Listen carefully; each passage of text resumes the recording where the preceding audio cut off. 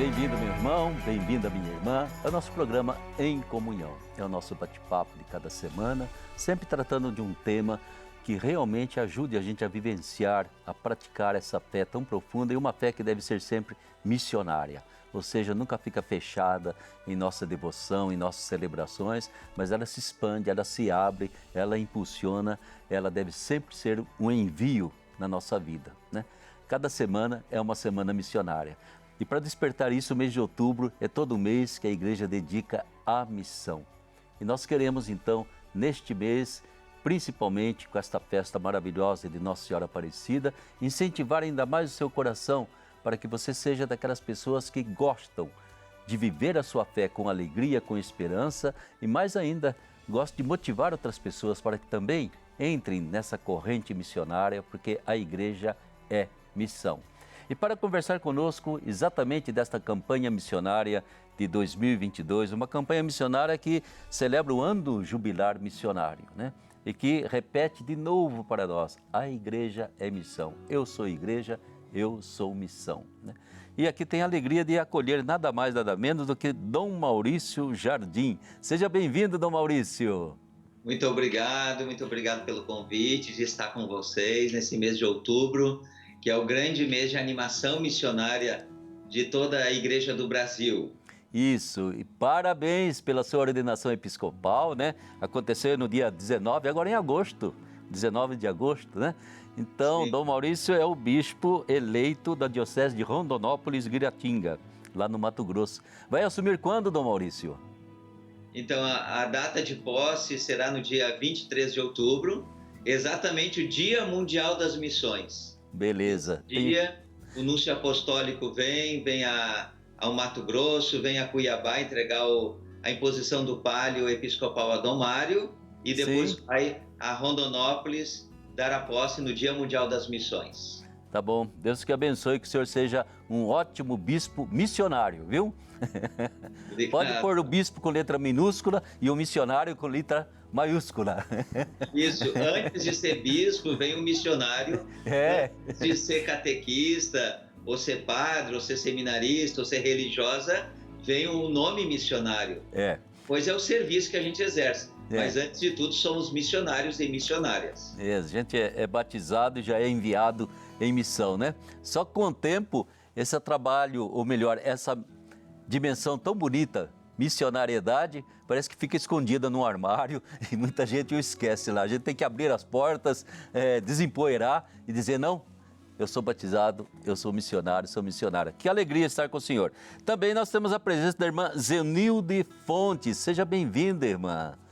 Satisfação, alegria muito grande estar aqui com vocês nessa manhã, nesse dia. Então, a irmã Zenilde é salesiana, né? Eu acostumado sempre ver a salesiana com o seu hábito cinza. Mas você, então, é vice-reitora da Unifateia aí em Lorena? Isso, estou nesse serviço de vice-reitoria do Centro Universitário. Como que é o nome do Centro Universitário? Santa Teresa d'Ávila. Santa Teresa d'Ávila. Devem ser todas contemplativas, né? O nome é forte, né? O nome é forte. Irmã, vamos conversar um pouquinho sobre essa dimensão da missão, né? Da igreja ser missão, desta campanha missionária de 2022, com essa bonita palavra, sereis minhas testemunhas. O que é que pode significar, Dom Maurício, exatamente esse versículo de João 14, 1, 6, que o senhor deve ter aí com o senhor? O que ele significa para o senhor? Ele está dentro da temática da campanha missionária deste ano, né? Nós estamos seguindo uma trilogia. Primeiro nós tratamos o tema, ano retrasado, a vida é missão. E neste ano passado, Jesus Cristo é missão. Este ano a igreja é missão. Uma trilogia enfatizando sempre o verbo ser. Sim. A missão não se reduz a apenas atividades, a uma dimensão. A missão não se reduz a algumas horas do dia, mas ela está ligada com o nosso ser. A igreja missionária não é apenas uma parte, não é delegada a um pequeno grupo da paróquia que se responsabiliza pela missão, mas a missão é o DNA, é a identidade de toda a igreja. Então a igreja existe para a missão. E esse versículo, Paulo nos recorda exatamente isso, que é preciso ter missionários e missionárias para continuar o anúncio do Evangelho até os confins do mundo. A missão não tem fronteiras. Às vezes nós colocamos fronteiras nas missões e delimitamos, mas a missão é igreja em saída até os confins do mundo. Começa em casa, depois também a missão é na sociedade, é fora de casa, a nova evangelização, e a missão é adigentes, intergentes, além fronteiras. Exatamente, né? Eu acho que essa afirmação que o senhor faz, ser missão e não apenas fazer missão, né? Isso é muito importante, até porque quando ser missão, ela não está pensando em ir para lá ou ir para cá, mas vivenciar a vida como missão. É isso, irmã, que você sente também em termos de falar em missão, em campanha missionária? Eu acredito que esse caminho utilizado, né, pelas Pontifícias Obras Missionárias, que vem animando esse processo na igreja, enfim, no mundo, essa perspectiva do ser missão, eu gosto muito de pensar também quando a gente se reporta ao nosso DNA que acontece na hora do batismo, né? Sim. Com essa força do Espírito Santo, cada batizado, ele é impelido a ser missionário e testemunhar, anunciar Jesus Cristo. E quando a gente vai para este foco, a gente percebe a responsabilidade nossa diante do ser igreja, do ser batizado, e que ou nós somos, ou nós anunciamos, ou nós evangelizamos, ou nós fazemos missão, ou nós não somos igreja. Então, faz parte, é integrante de todo o batizado. Sim. Também nessa perspectiva eu gosto de seguir essa pedagogia da missão, né? Sim. A partir do serviço, do diálogo, do anúncio e do testemunho de comunhão eclesial. E quando o texto traz ser minhas testemunhas, o Papa Francisco, na Jornada Mundial da Juventude, aqui no Rio de Janeiro, ele convidava a juventude a ir sem medo para servir. Parece que aqui existe um critério, serviço, e o serviço ele pode ser na comunidade, mas às vezes a gente não encontra o jeito de servir. Assim. Como é que eu saio da minha casa em missão, em permanente estado de missão, né? Esse sair permanente de nós mesmos em direção de alguém, em direção de uma situação real, concreta de contribuição à vida do outro. Certo. Enfim, essa perspectiva que eu que é importante, Eu acho que... E fica bem diferente, né, Dom Maurício? Quando nós pensávamos, talvez antigamente, em missão, a gente sempre pensava um pouco em pregação, pensava em proselitismo, né? E eu creio que hoje a acepção da palavra é muito mais profunda, né? Inclusive, há uma evolução do conceito de missão. A primeira vez que se utiliza o termo adigentes é no século XVI, quando os missionários e missionárias da Europa estavam descobrindo o Novo Mundo e enviavam pessoas para a missão adigentes. Os gentes significavam os gentios, os pagãos. É verdade. E anunciar aos pagãos o Evangelho. Hoje esse conceito ele vai evoluindo, dizendo intergentes. A gente não apenas leva, mas no encontro com as pessoas, nós encontramos Jesus lá, porque o Espírito Santo, ele nos precede na missão. Antes de chegar o missionário e a missionária, o Espírito Santo já está lá. Então a gente vai para encontrar também, para aprender, o missionário e a missionária, ele cresce na medida que vai se doando e encontrando. Por isso o termo intergentes, né? É uma troca, ele dá e ele recebe também, porque o Espírito nos precede na missão, ele é o protagonista da missão. E creio que a palavra que a gente pode usar, e hoje a gente usa bastante, é a nossa parceria na evangelização, né? A missão acaba criando parceiros, exatamente aqueles que a gente pensa que vai levar alguma coisa, a gente chega lá e recebe, né? O encontro, a parceria, o acolhimento, o diálogo, né? E depois aquilo que você falava, irmã, o primeiro gesto de missão é servir. Nessa perspectiva, me recorda uma situação no Presídio Central em Porto Alegre. Um jovem, ao sairmos em missão, um jovem disse: é como que eu vou ao presídio sem a Bíblia. É como que se eu fosse fazer uma tarefa sem a ferramenta principal. Sim. E na época a irmã que acompanhava, ela dizia assim para ele: depois, no retorno, você me dirá. Essa dimensão que o Padre Maurício diz do encontro, que o verbo, ele já está lá, o verbo já está em cada um de nós, e pela força do Espírito Santo, na hora do batismo, todos nós temos essa presença do verbo em nós. Então, o encontro é que é essa manifestação exponencial dessas duas situações que se encontram e que me revela a Sim. mim, que me revela a Deus, e ao mesmo tempo a gente sai maior do que... É certo. E foi muito essa experiência no retorno. Eles chegaram do presídio e contando os fatos que aconteceram, os encontros que aconteceram ali dentro e as descobertas que aconteceram. Então, é no encontro que acontece a Exatamente, missão. Né? O próprio encontro já é missão. Já é a missão. Já é missão. Dom Maurício, eu gostaria que o senhor colocasse um pouquinho para nós rapidamente, porque não são tantas pessoas que conhecem. O senhor é o diretor das Pontifícias Obras Missionárias, né? É uma Pontifícia Obra Missionária que sempre está lançando para nós algum desafio, alguma coisa. Explica um pouquinho, Pontifícias Obras Missionárias, em que consiste essa ligação que tem diretamente com o Papa, né? Como que se estrutura tudo isso? As Pontifícias Obras Missionárias, então, hoje ela está vinculada ao Dicastério para a Evangelização. Sei. O prefeito é o Papa. Essa foi uma das novidades da reforma da Cúria Romana, que o Papa assume a prefeitura desse dicastério. No centro da Cúria Romana estava sempre a Congregação para a Doutrina. O Papa coloca a doutrina agora a serviço da evangelização. O centro, na Cúria Romana, o centro está a evangelização. A igreja existe para isso, para evangelizar. E as pontifícias está vinculada diretamente a esse dicastério. A nomeação de um novo diretor ou diretora, ela vem da própria congregação da evangelização. O Brasil apresenta uma terna, a presidência da CNBB, Sim. E Roma, então, nomeia o novo diretor. E o mandato sempre é para 5 anos. Eu cumpri meu mandato o ano passado, Sim. E esse ano renovaram para mais 5 anos. E são 4 obras pontifícias. São a obra da propagação da fé, a infância missionária, a união missionária e a obra São Pedro Apóstolo. Cada uma tem uma especificidade.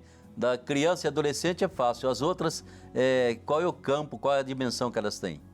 A obra da propagação da fé, aqui no Brasil, ela atua com juventude missionária, famílias missionárias, Sim. E idosos enfermos missionários. A união missionária, ela atua com a formação missionária de todo o povo de Deus.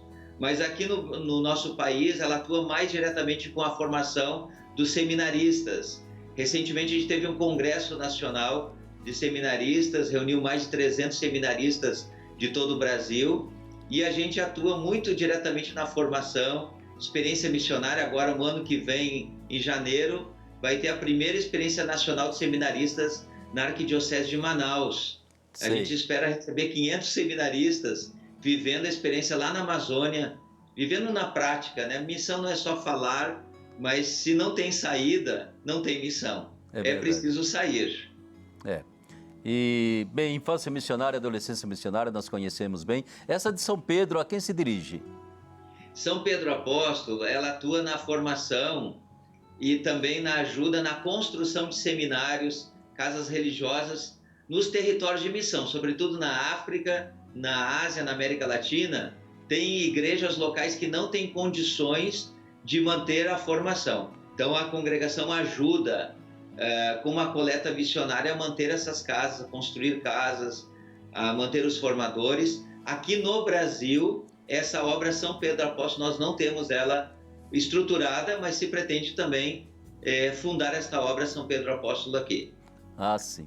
É só para a gente conhecer um pouquinho toda a dimensão daquilo que a gente chama de Pontifícia Obra Missionária, né? É realmente uma instituição que cobre aí um arco muito grande de atividades, de propostas, que são importantes quando a gente quer dizer que a igreja existe para evangelizar ou para dar uma boa notícia. Irmã, a senhora que trabalha aí no nível universitário, né? A gente consegue passar através de tudo aquilo que é a formação universitária também essa inquietação missionária?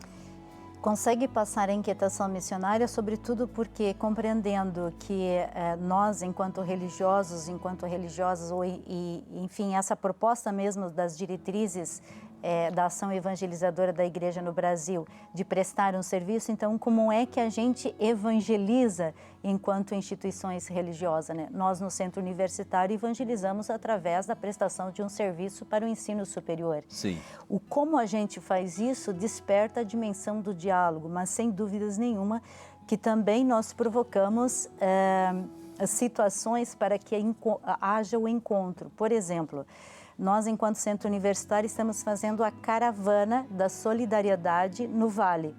Nós estamos na 8ª cidade, onde nós vamos com tudo aquilo que nós temos de saúde, prestando serviço, saúde, administração, arquitetura, enfim, os acadêmicos, a extensão da universidade nesse dia vai para uma praça da cidade e ali nesta praça da cidade nós montamos os nossos serviços gratuitamente para a comunidade.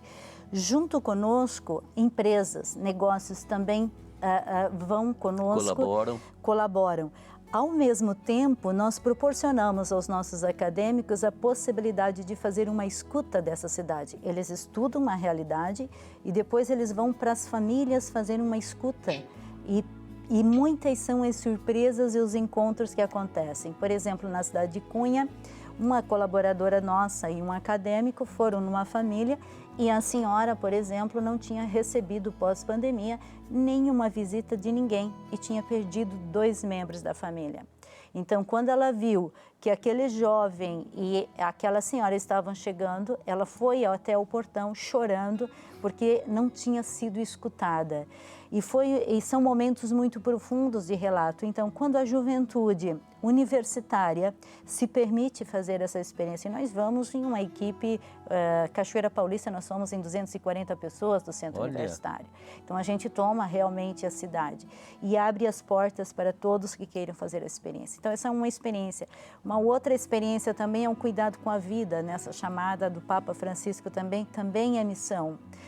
Essa conscientização da sustentabilidade, essa conscientização do cuidado com a vida, eles param num lugar da cidade e ali eles distribuem lixo car para cuidar, enfim, mas ao mesmo tempo eles fazem essa abordagem mais do cuidado com o ambiente, sim, cuidado com a casa comum. Sim. Enfim, a enfermagem presta o serviço, o jeito de fazer. Nós conversamos muito entre nós, que é o dia da salesianidade, da solidariedade, da saúde, da sustentabilidade, que é o dia do cuidado com a vida. Mas isso é um movimento em missão, nós fazemos isso todo mês. No último sábado do mês, nós vamos para alguma cidade e ali fazemos um movimento de encontro com as pessoas.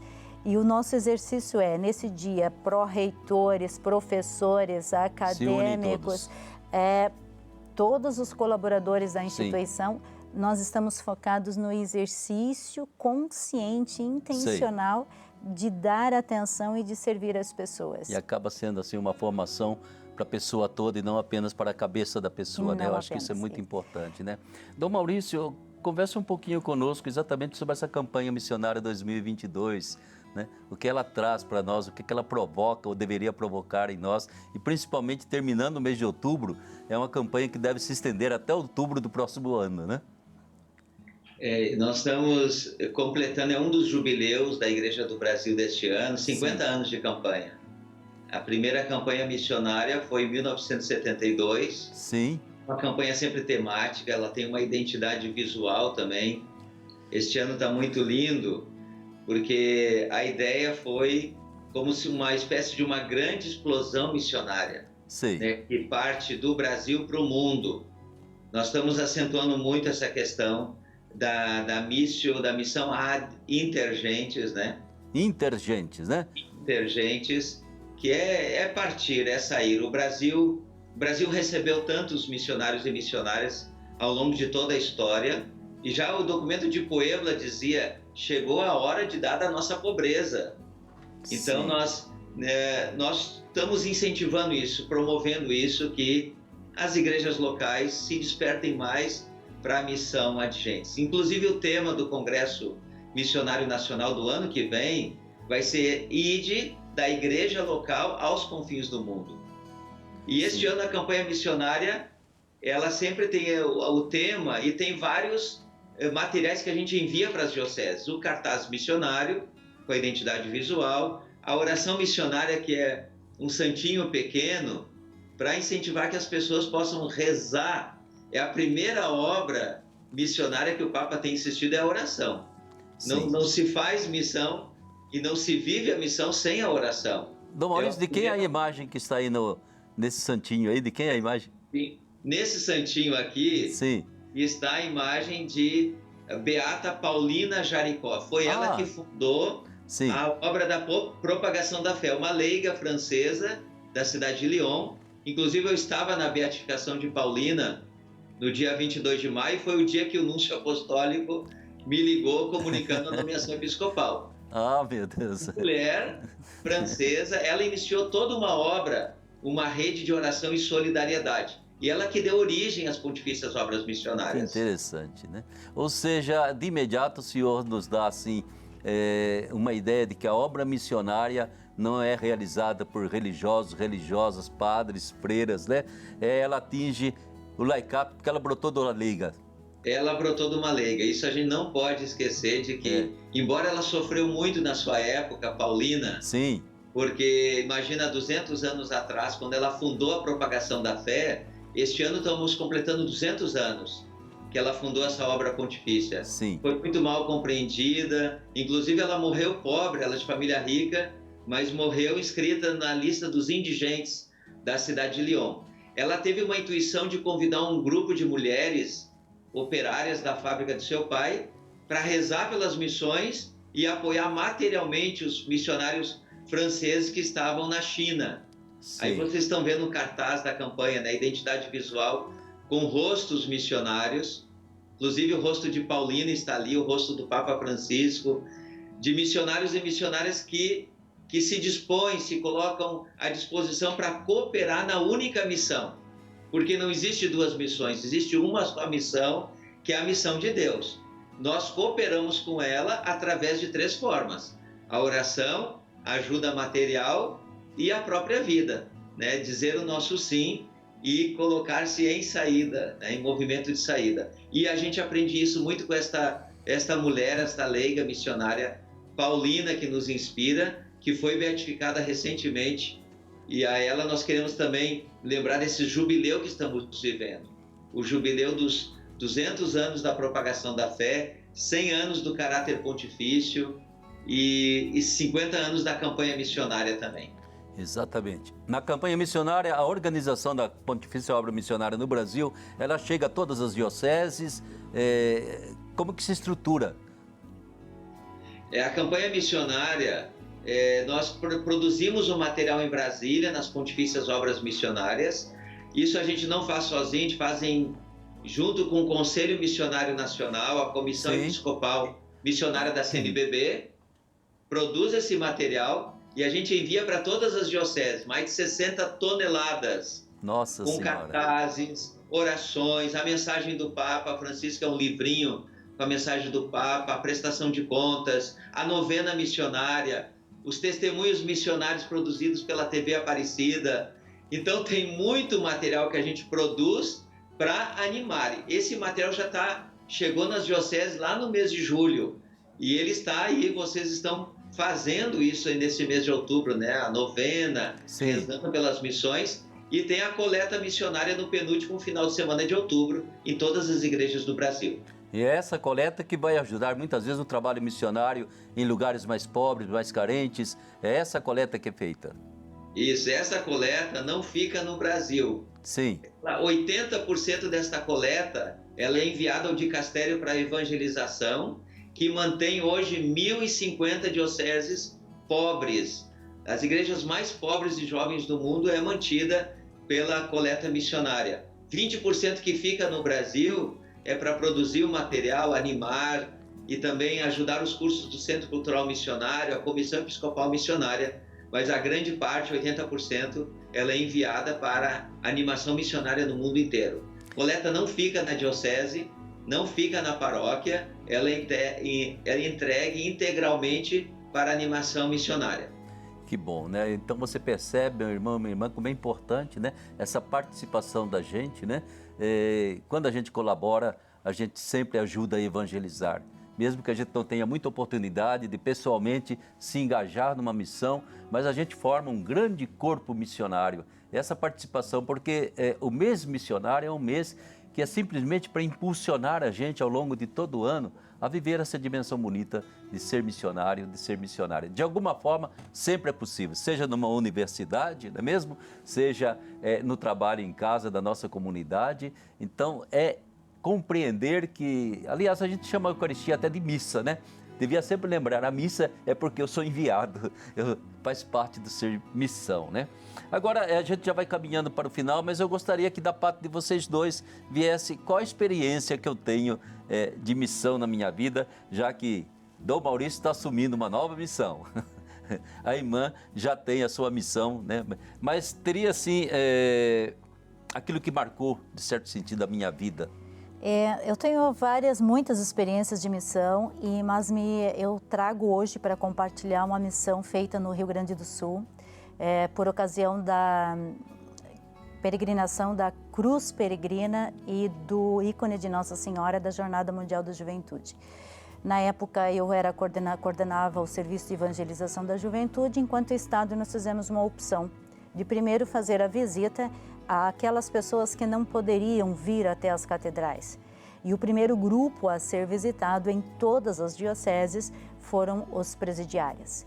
E nós tivemos uma experiência muito profunda nessa vivência, porque Erechim, a cruz passou por cima dos muros, porque não tinha como levar.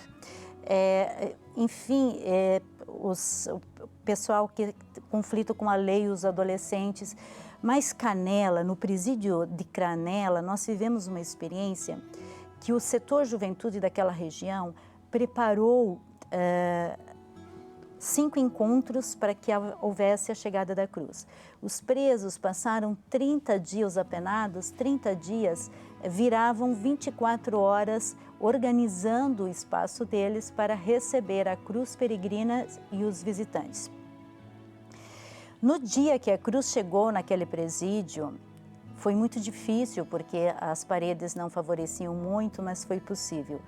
Todos os presos estavam no pátio, eles tinham pintado aquele pátio, Sim. Estava bonito, e eles estavam com a camiseta do Bote-Fé. Estavam sem algemas, assim como também estavam com eles os agentes penitenciários com outra cor de camiseta.